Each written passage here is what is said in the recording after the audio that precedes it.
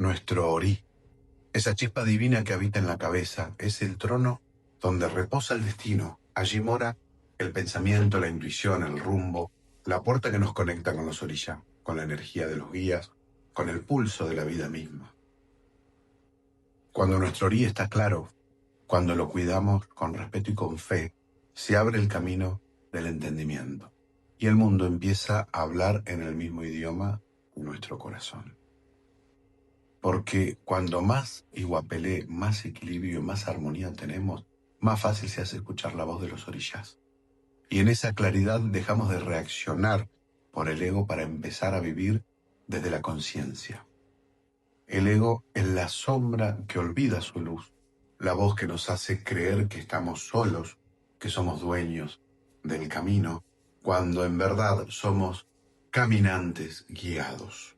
El padé, en cambio, es una ofrenda viva que hacemos a Eshu para abrir las salidas, para honrar el movimiento, para recordar que nada llega sin intercambio, que toda apertura necesita entrega. El padé es raíz, acto de fe, es la palabra convertida en gesto, en intención, transformada en camino. Es el puente que une nuestro Orí con la fuerza de Eshu, el mensajero guardián de las encrucijadas, quien lleva nuestras palabras al oído del universo. Cuando el ego se silencia y el Orí se alinea, el alma recuerda quién es y entonces la vida se vuelve ofrenda. Y los orishas nos reconocen como hermanos en la danza sagrada del tiempo. Porque en verdad, cada paso que damos con conciencia es una conversación sagrada entre nuestro Orí, Eshu y los orishas que nos acompañan. Bienvenidos a esta nueva clase. Hoy vamos a ver más conocimiento sobre la tradición yoruba y vamos a ver qué es un padé de Eshu, una ofrenda a Eshu, y seguiremos aprendiendo cómo nosotros introducimos el conocimiento yoruba a nuestra tradición. Hola chicos, quiero arrancar desde donde dejamos la última clase de doctrina, en la cual hablamos de que Orisha Eshu no es un demonio, sino que es una traducción mal hecha, una mala interpretación. Orisha Eshu, de divinidad a demonio. El pueblo yoruba comienza a ser influenciado por la cultura occidental a partir de los siglos XV y XVI, cuando los misioneros cristianos llegaron a África. Al ver los símbolos de Eshu, como por ejemplo el falo, lo relacionaron con el diablo, porque para la iglesia un ser que representa al falo era algo negativo, pecaminoso. Un ser que está ligado al sexo era considerado un demonio. La conclusión era que un ser que esté ligado al sexo hacía que las personas estén ligadas al sexo. Después, en el siglo XIX, un obispo yoruba llamado Samuel Crowther hizo la traducción de la Biblia para la lengua yoruba y cambió las palabras Satanás y Lucifer por Eshu. Entonces, este concepto erróneo de que Eshu era el diablo ya vino de África debido a la evangelización. Cuando fueron para Brasil, los yorubas, que no eran del culto tradicional, que se habían convertido al catolicismo, comenzaron a predicar que Eshu era un demonio, diablo, etc. Lo empezaron a ver mal, por miedo y por la evangelización y porque fueron obligados a hacerse católicos, ¿no? También el africano esclavizado en Brasil aprovechó el miedo de las personas hacia la figura de Eshu para protegerse. Por ejemplo, cuando estaba esclavizado, eran maltratados por sus amos y comenzaron a decir que Eshu se vengaría. Aprovecharon a ver esta caracterización negativa sobre Eshu para protegerse. Esa imagen malévola que se creó de Eshu resultó una estrategia política para la supervivencia del negro. El pueblo yoruba llegó al Brasil en el siglo XIX. Orisha. ¿Qué quiere decir la palabra Orisha? Elección de Orí. quiere decir elección de Ori.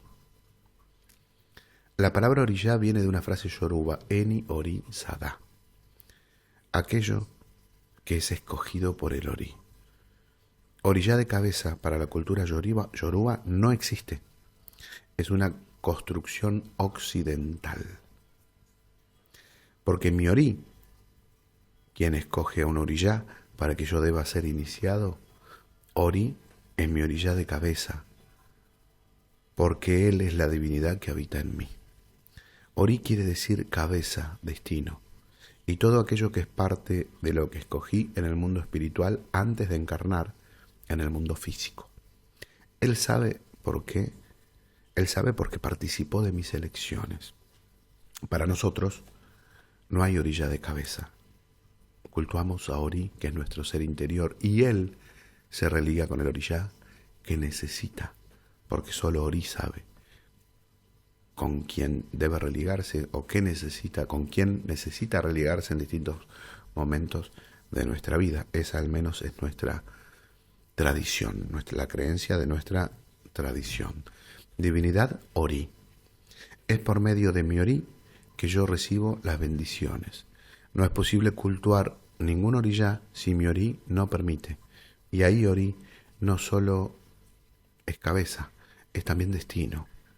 Aquello que me es previsto para mi existencia, todo aquello que es parte de lo que yo escogí en el mundo espiritual.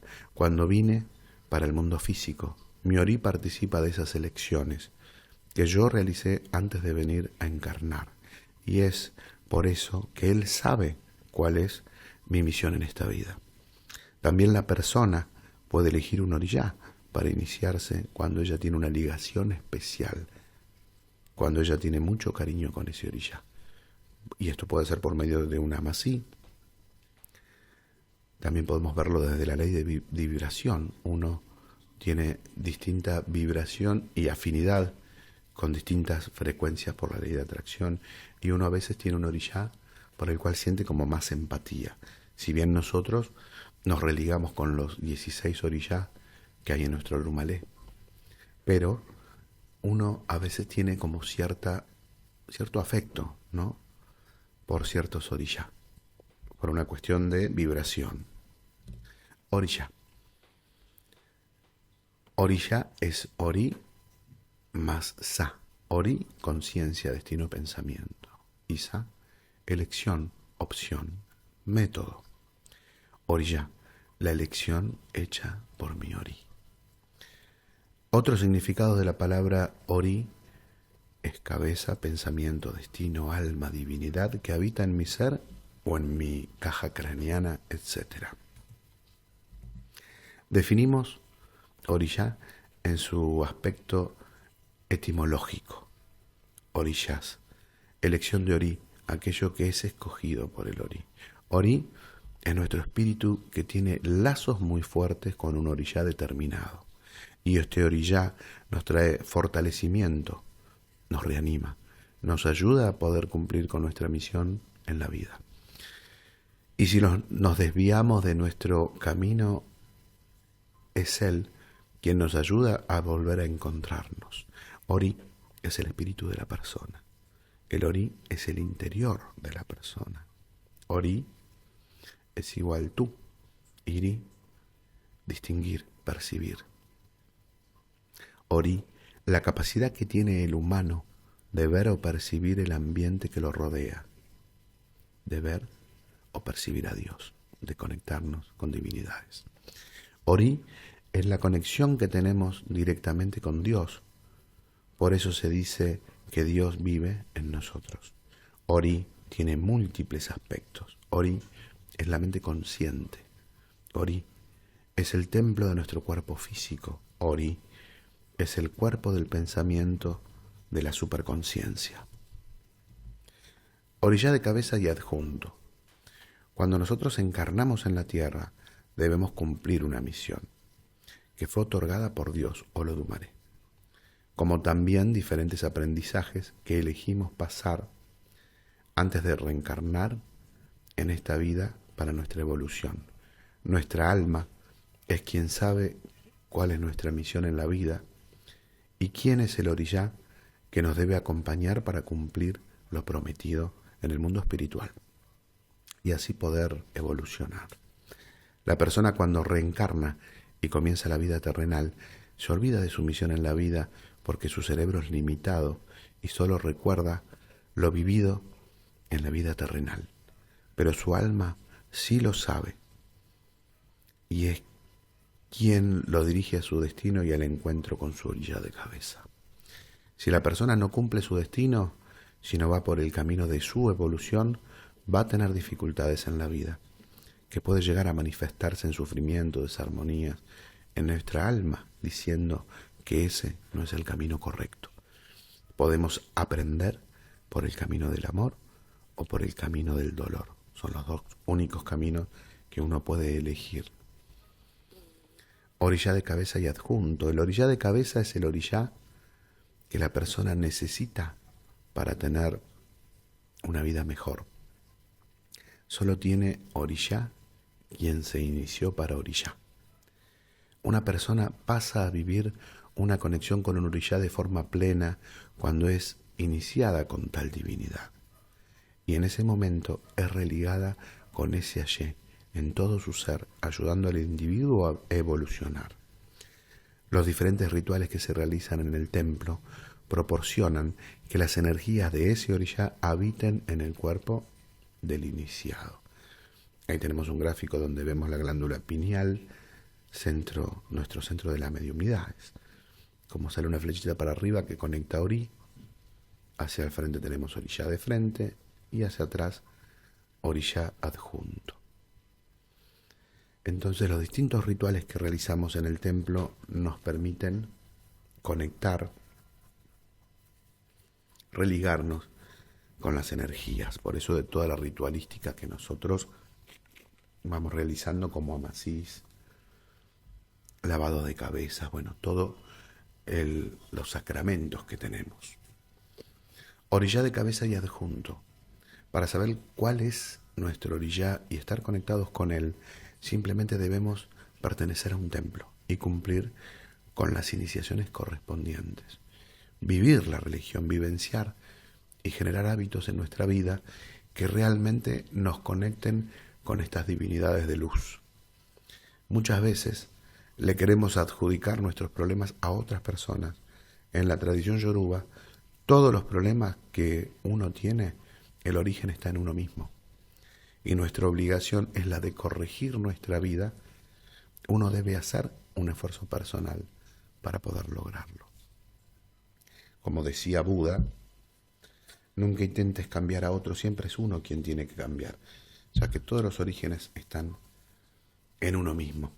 Y nombro a Buda porque Buda entra en nuestra línea de oriente, ya que la Umbanda permite y se abre a nuevas posibilidades.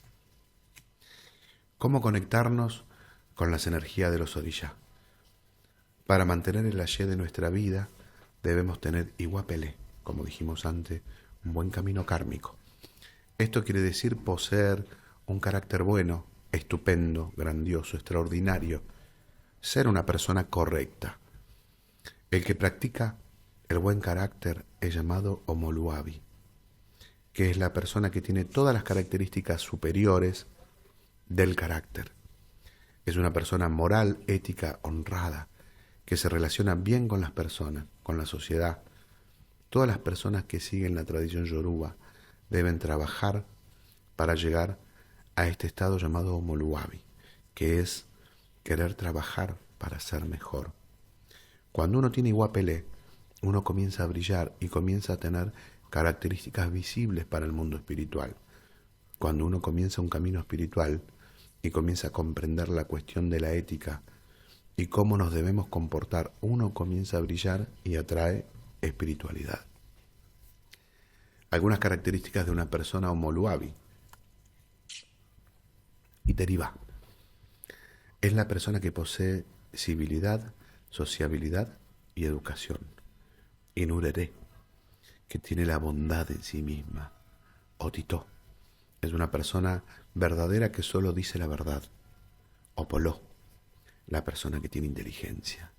Y Farabalé, la persona que tiene la compostura, que sabe comportarse adecuadamente. Y como dice un bien refrán, la mayor virtud es el justo comportamiento.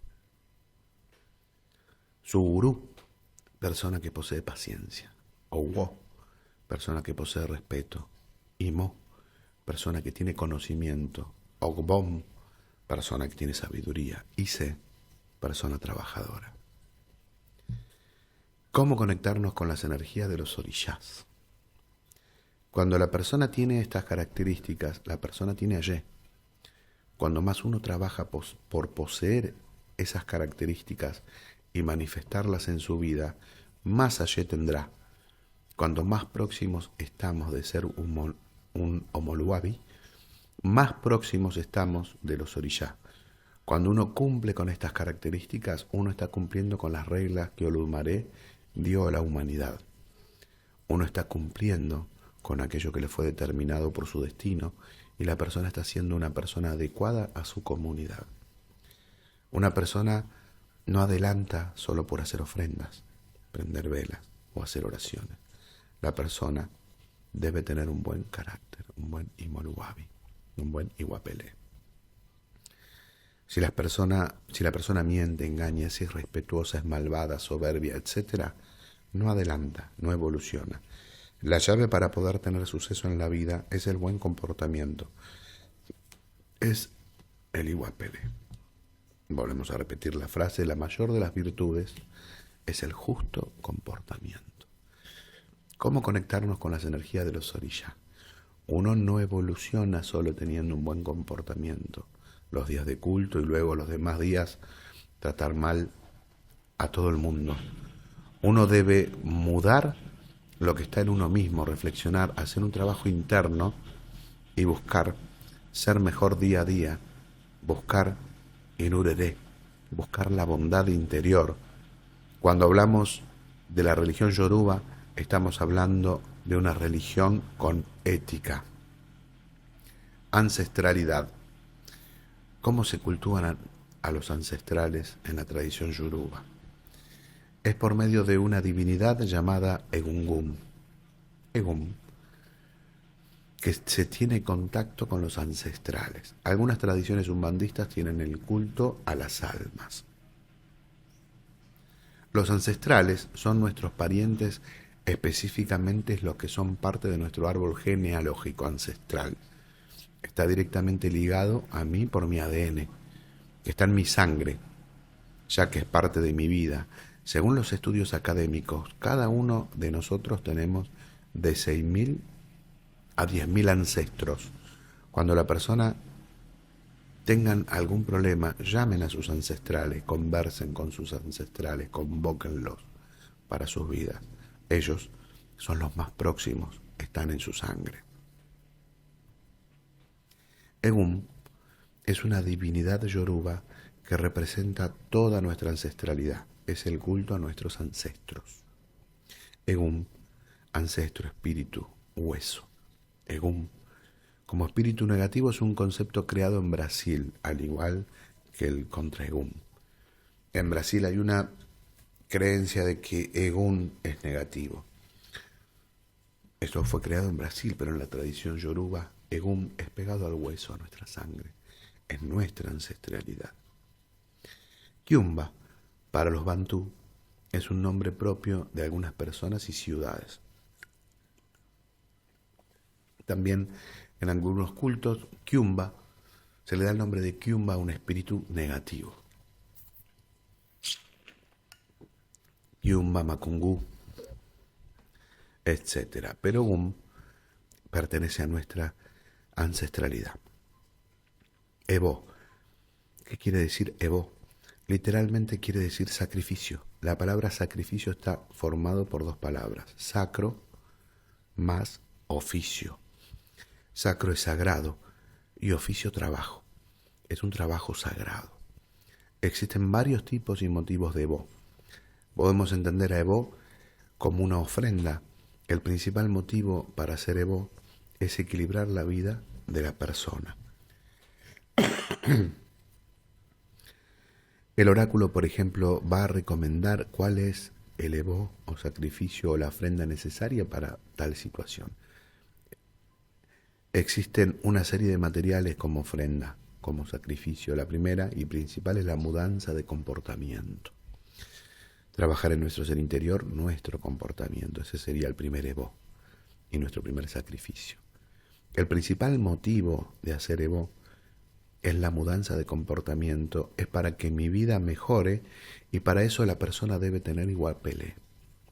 Para el culto tradicional lo más clásico es el agua, un poquito de yin y obi. Puede haber más materiales como banaña, caña de azúcar, miel, dendé. Estos materiales se utilizan de ofrenda para los orishá y principalmente para mi ori. El nombre de ese bo en el Brasil es bori, que quiere decir dar de comer a la cabeza, que nosotros lo hacemos con hierbas, con frutas, con elementos que provienen de la naturaleza. Existen varios ebós, por ejemplo, ebó de agradecimiento, ebó de corazón, etc. Que es una forma de ofrendar y de agradecer, ¿no?, a los orishá. Ebó es superior a magia, porque ebó corrige, muda y reequilibra la vida de una persona para mejor. Padé. Padé viene de la palabra yoruba y padé, quiere decir encuentro. Es un ritual de reverencia con 3 fuerzas específicas: Orixá-Eyú, Iyamio-Sorongá y Esa. Son los seres reverenciados de la comunidad. Esto en Brasil fue llamado erróneamente de despacho, contrario a lo que significa, que es ir al encuentro de esas fuerzas. Infelizmente la visión de Eyú en Brasil es algo malo, y por esto las entidades de Umbanda denominada Eyú pasaron a tener el mismo concepto, y el ritual de Padé es una copia de los rituales afro-brasileños. Ahí tenemos un ejemplo de Padé con las distintas ofrendas. En algunos cultos erróneamente absorbieron mal estos conceptos, estos conocimientos, y lo utilizaron para despachar a la entidad de Eyú, para que Eyú no trabaje en los rituales, contrariamente a los conceptos yoruba, que lo hacían para tener la presencia de Eyú, para tener su protección. Si estoy buscando el apoyo del mundo espiritual, no los voy a despachar. Es importante, es lo que voy a ofrendar. Es importante, es lo que voy a ofrendar, es dar de corazón, ¿no? Eyú come lo que yo como. Esto quiere decir que si uno come harina de maíz con dendé, usted puede ofrecer esto. Si usted come farina con callaza, usted puede ofrecerle. Si usted come carne cruda, ofrezca eso a Eyú, etc. Hay que ofrecer lo que uno come. Ese es el concepto que nosotros tenemos. Y Padé en el candomblé se realiza antes de la gira para hacer ofrendas y reverencias. ¿Qué quiere decir todo esto, no? Que uno de los conceptos que podemos tener es que podemos ofrendar a nuestro guía lo que nosotros comemos, que es lo que nutre nuestra vida. Y por otro lado, que en Brasil ofrendaban a Eyú para que no intercediera por verlo como algo negativo, cuando la visión yoruba es que Eyú es necesario porque él es quien nos religa y que nos conecta. Es como el portero de un edificio en el cual mandamos una carta que es nuestra ofrenda, y el portero del edificio es Eyú. Él sabe dónde vive cada Eyú y él es el encargado de llevar esa ofrenda, ¿no? Padé. En algunas umbandas se realiza antes de la gira de umbanda para que Eyú proteja mi gira, mi terreiro y a las personas que vinieron al terreiro. Por esto es tan importante siempre ofrendar a Eyú un padé. Ewo Equisilás. La religión siempre va a buscar el equilibrio de la comunidad, siempre trae fundamentos, bases para que haya una convivencia armónica entre las personas. Y es eso lo que también se basa en los ewós, como las quisiliás, que quieren decir tabú y prohibición. Tenemos las prohibiciones de la comunidad como un todo y las prohibiciones de cada iniciado. Las prohibiciones más amplias están relacionadas a la convivencia armónica, no mentir, no robar, tener las bases que una comunidad impone y la moralidad, ¿no? Después de la iniciación, el iniciado tiene sus propias prohibiciones y son específicas para que este iniciado no pierda ye. Como por ejemplo, esa persona no puede comer carne de cordero, no puede salir de las 3 a las 6 de la mañana, etc. Y está relacionado al destino de esa persona, como también cada tradición tiene sus prohibiciones típicas, como no comer camarón, toda esa comunidad, y esto no lo realizan porque así pierden a ye. Lo que quiere decir esto es que cada tradición tiene sus prohibiciones, sus formas y sus propios mandamientos, por así decirlo, ¿no? Que esto uno desde su conciencia tiene que evaluar si va de acuerdo a lo que mi crecimiento espiritual dictamina que está bien, ¿no? Y a la lógica común, al sentido común que uno tiene, ¿no? Porque toda religión debe ayudarnos a que nuestra vida sea práctica, ¿no? Dios, orishas, la espiritualidad no busca complicar el sentido común del ser humano y nuestra vida cotidiana. Busca facilitarnos. Una hoja no necesita un esfuerzo para crecer. Simplemente crece y de manera agradable en la naturaleza. De la misma manera, la religión debe ayudarnos a sentirnos mejor, a fluir, a tener orden, armonía, paz, sin que sea un esfuerzo, ¿no? Más allá de los sacrificios que debemos realizar para mejorarnos.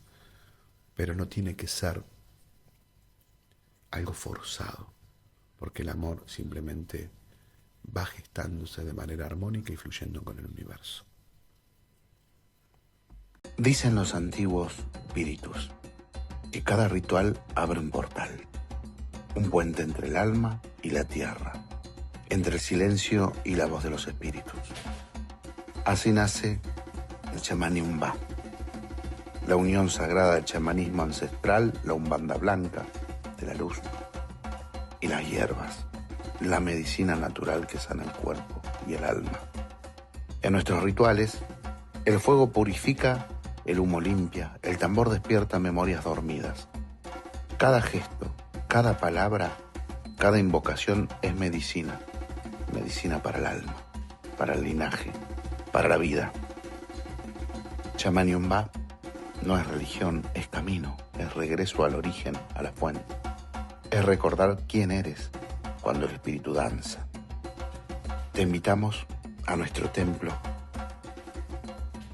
de Chamaní Umbá, que es la unión del chamanismo y la mediunidad, a vivir los rituales, a sentir la fuerza de los elementos, a sanar desde la raíz, porque a donde hay un ritual hay memoria, y donde hay memoria hay espíritu, y donde hay espíritu hay luz. Te invitamos a que vengas a nuestro templo a realizar las prácticas ritualísticas de la Umbanda Blanca del Chamaní Umbá.